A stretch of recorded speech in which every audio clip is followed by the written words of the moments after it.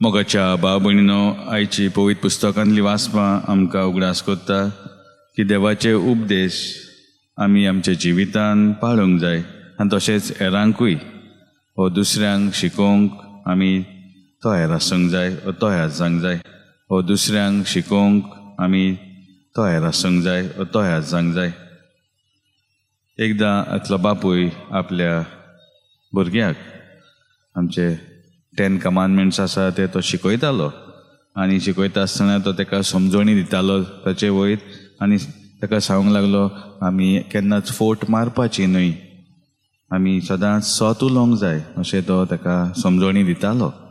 आनी असो तो ताका समजोणी दिता आसतना तांचे दारार कोणें मारलें आनी दारार मारले उपरांत बापूय त्या भुरग्याचो बापूय वेतान पळयता ताचो शेजारी आयलोलो आसा दारार आनी तो परत भितर येता आनी आपल्या भुरग्याक सांगता तूं वचून दार काड आनी आमच्या शेजाऱ्याक सांग हांव घरान ना, कित्याक तो म्हजे कडेन सान पयशे व्हरोंक आयला, हांव ताका कितें रीण दिवपाक आसलो। आतांच बापूय आपल्या भुरग्याक शिकयतालो फोट मारूं न्हय आनी रोखडोच ताका वचोन सांगता तूं आतां त्या मनशाक फोट मार की हांव घरान ना।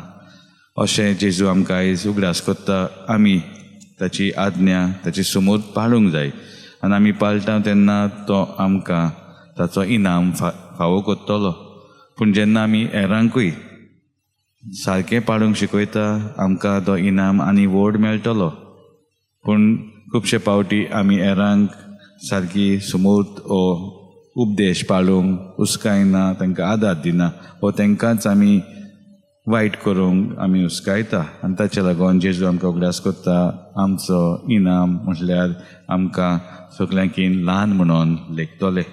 तशेंच पयले वाचपान आमी पळयता एलिजा कशे भाशेन लोकांक अपोजिक उगडास कोत्ता आमी 2 भाशेन जिवंक जायना, म्हणजे तो 2 ओड्याचेर आपले पांय दवरूंक जायना ते उदाहरण आमकां दिता। तर आमकां 2 तरेचे जिवीत जिवंक जायना, आमी विचून काडूंक जाय कोणा फाटल्यान आमी वेतले वा कसलें जिवीत आमी जियेतले।